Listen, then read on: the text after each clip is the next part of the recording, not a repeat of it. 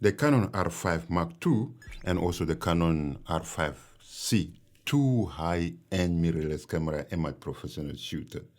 Today, we are diving deep in comparing with real-world comparison tests the R5 Mark II v the R5 C to judge which camera is better for videos, which one has the best image quality, which camera has a better latitude when it comes down to dynamic range, which one of them is better in AF system, which camera performs well in low light, has a better codecs, ISO performance, and whether the R5 Mark II is truly an upgrade over the R5 C.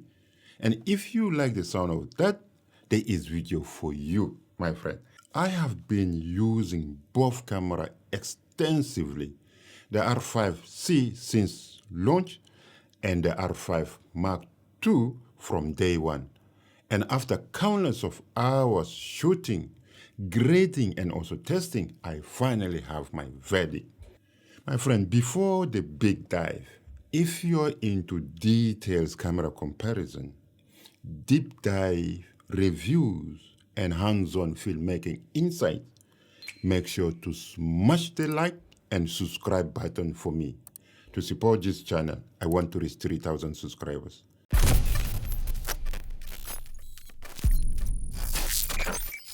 Autofocus is another major upgrade in the R5 Mark II. It has Canon's latest AI-powered AF system with improved subject detections and tracking. Meanwhile, the R5C uses an older system with limited subject detections.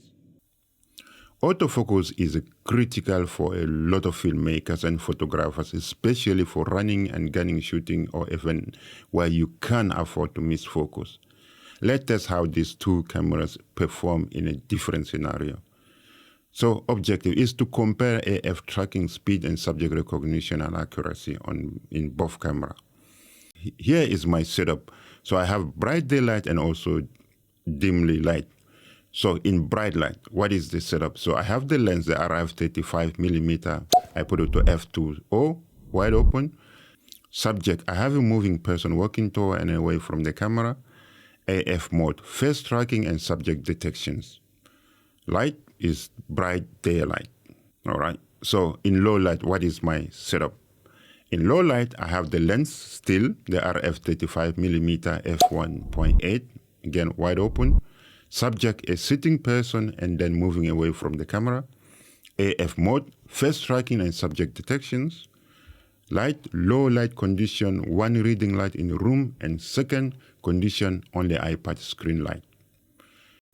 So how I executed: one, record a subject walking toward the camera. Second, record a subject running toward the camera. Third, record a subject disappear from the camera. 4, test in dim lighting. So here is what I was looking for. Does the AF tracking consistently? How well does it hold focus in low light?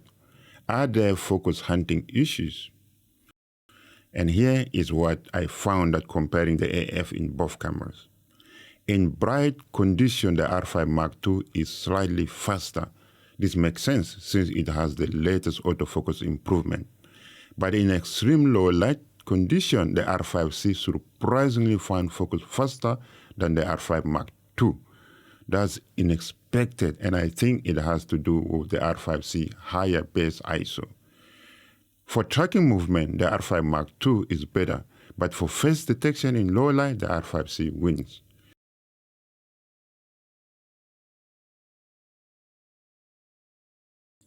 In fast-moving scenario, the R5 Mark II is much more reliable. The R5C autofocus is fine for control environment, but if you're shooting events, wildlife, or faster actions, the R5 Mark II is the clear winner here.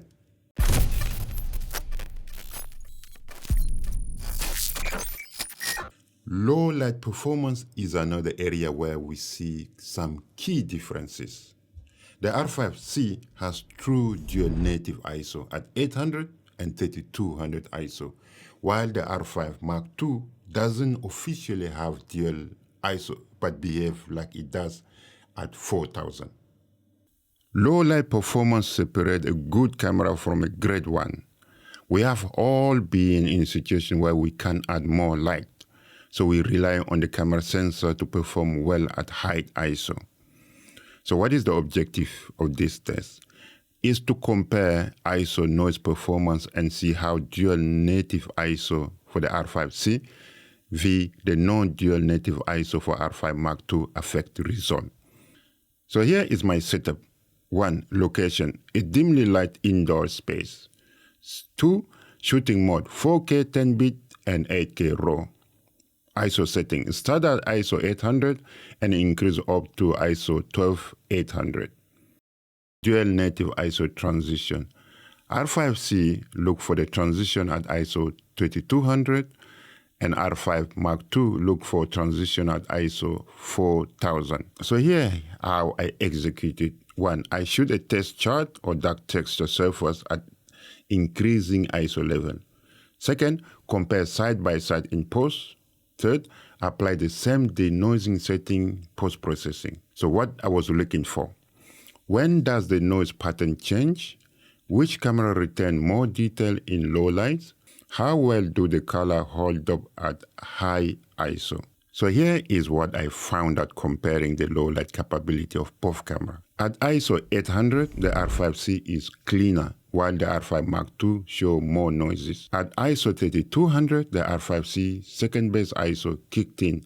The noise is much lower than on the R5 Mark II. At ISO 4000, I noticed something interesting. The R5 Mark II appears cleaner than at the ISO 3200, almost like it has a second base ISO that Canon hasn't specified. At 3200, the EOS R5 C clean up noticeably thanks to its dual native ISO system. However, at ISO 4000, the EOS R5 Mark II also improved significantly, making it as usable in low light condition. By ISO 6400 and 12800, the R5 C continued to outperform the R5 Mark II. So who is the winner here? Absolutely no context at all. The R5 C dominates low light performance.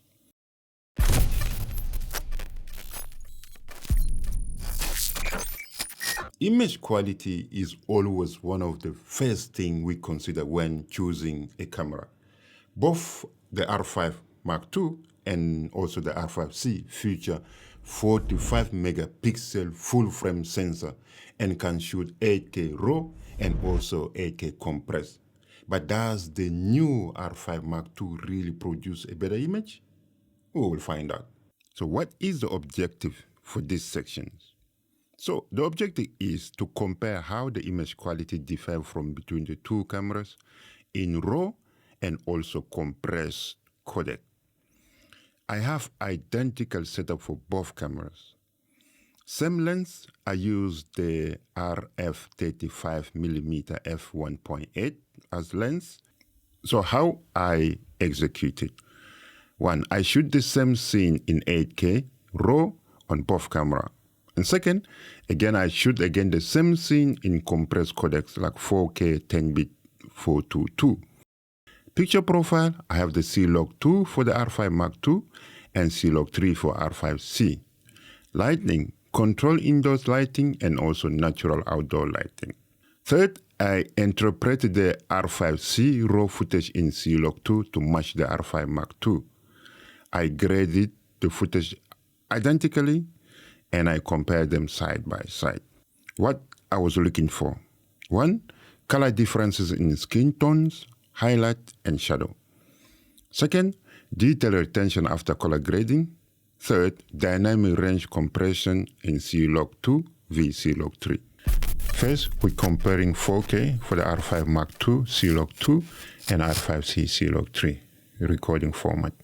1. From the Luma curve, we can see that the R5 C C-Log3 highlight is clipping compared to the R5 Mark II C-Log2. The R5 Mark II whole highlight slightly better, while the R5 C clip them a bit more. That's interesting because you would expect the R5 C, a more cinematic focus camera, to have better highlight roll-off. I mean, that's the difference that the C-Log2 bring, right? 2. Skin tone. The R5C look more natural, while the R5 Mark II lean toward magenta. 3. The R5 Mark II black look a bit washed out, whereas the R5C has cleaner, deeper black that gives you a more cinematic look. 4. Surprisingly, the R5C footage straight out of the camera appears darker than the R5 Mark II. If you know why, please do let me know in the comment box below. 8K RAW for the R5 Mark II C-Log 2 and R5C C-Log 3 recording format. The log format, the Luma curve showing almost identical graph straight from the camera, but the R5 Mark II just slightly above the RE75 for the highlight and just around 10 IRE for the windows. When I introduced the Canon original C-Log 2 LUT, the R5C reacted better, maintaining a balanced dynamic range while the R5 Mark II clipped the highlight. When I done identical grading, the R5C looked like retaining dynamic range better and general skin tone look healthier and balanced. With the color checker demonstration, although I added the same level of saturation, the R5C maintained the color better while the R5 Mark II looked oversaturated. This difference is more of a matter of taste because people want a saturated image to order less saturated image. So, conclusion for this section, who's the winner? For better highlight retention, the R5 Mark II wins. But for better blacks and skin tone, the R5C take the crown. So if you prefer smaller file size and still want maximum dynamic range, the R5 Mark II is a better option for compressed shooting.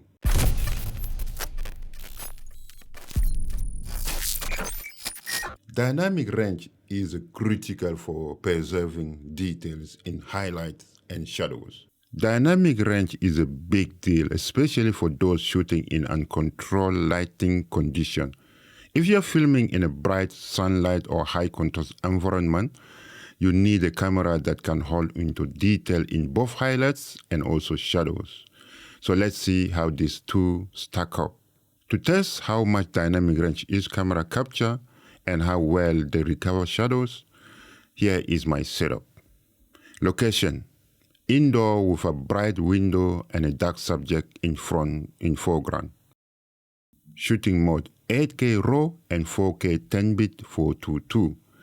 Picture profile: C-Log 2 for R5 Mark II and C-Log 3 for R5C. Here how I executed. 1. I look for exposure for highlight, bright outside area. I record a short clip. In post, I raise the shadow to recover the dark areas. I compare side by side. So here what this test looking for. 1. Noise levels in shadows, retentions of detail in bright areas, banding or color shifting in extreme recoveries. So here is what I found at comparing the dynamic range, side by side. Grading footage. In 4K 10-bit, the R5 Mark II clearly wins. Shadow on the R5C require more adjustment and still couldn't match the brightness. Raising the shadow on the R5C, the nose look uglier and has reddish look to it. The R5C suffer from severe color shift.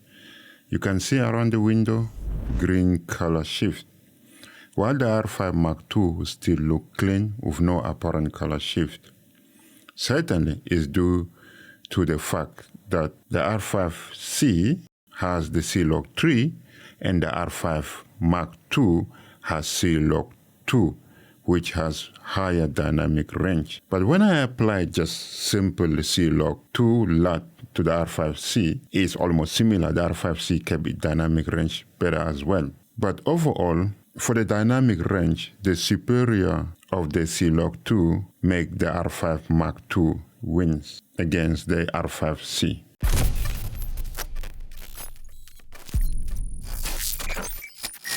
Another massive difference is codecs. The EOS R5C record in cinema raw light and XAVC, which are professional grade codecs with a higher bit depth. The R5 Mark II, on the other hand, record in H.265 MP4 format, which are more compressed but much easier to handle. File sizes matter, especially when working with high-resolution footage. You don't want to run out of storage too quickly, but you also don't want to compromise quality. The objective of this section is to compare file sizes, quality losses, and grading flexibility between the R5 Mark II and the R5 C. So here's my setting. Scene, a high contrast outdoor scene. Recording mode for R5 II, H.265, 10-bit 422. For R5 C, Cinema Raw Light and XAVC. So how I execute it. 1. I record the same scene using all three codecs. Check file sizes. Apply heavy color grading. Push saturation. Adjust highlight. Export and compare final result. So what I was looking for. Which codec handle heavy color grading better? Are there any compression artifacts? Which footage retain more shadows and highlight details?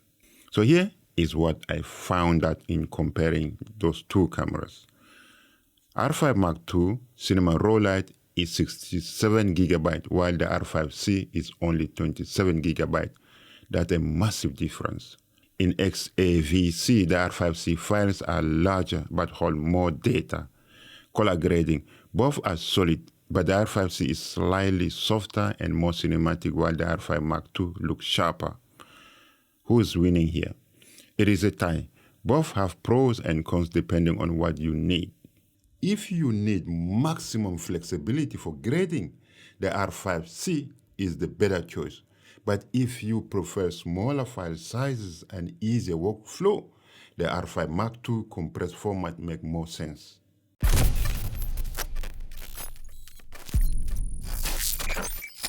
Battery life is where the R5 C has always struggled due to its active cooling fan. But with the new LPE6P battery, we get better results. Battery life and overheating, two things that can make or break a camera for long shoots. If you are filming an event or documentary or long interview, you don't want your camera to give up on you midway, right?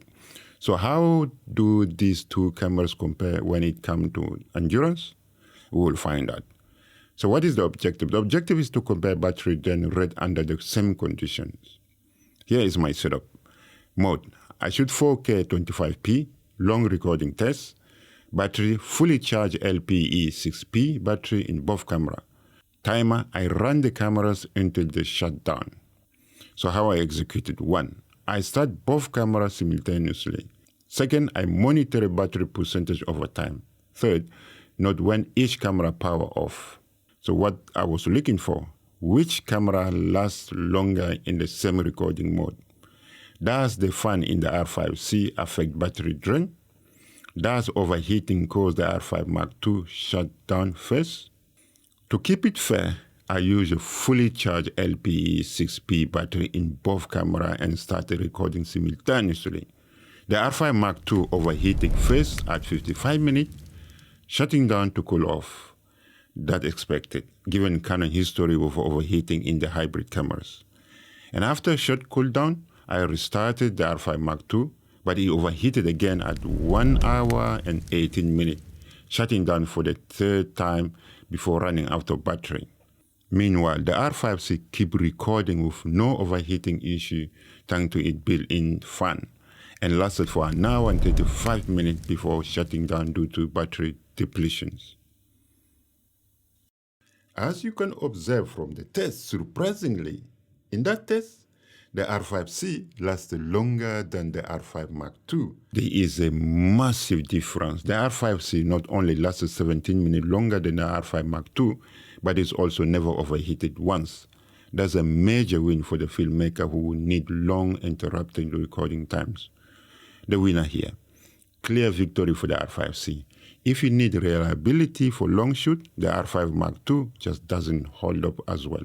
So if battery life was your concern, the R5 C is no longer at disadvantage.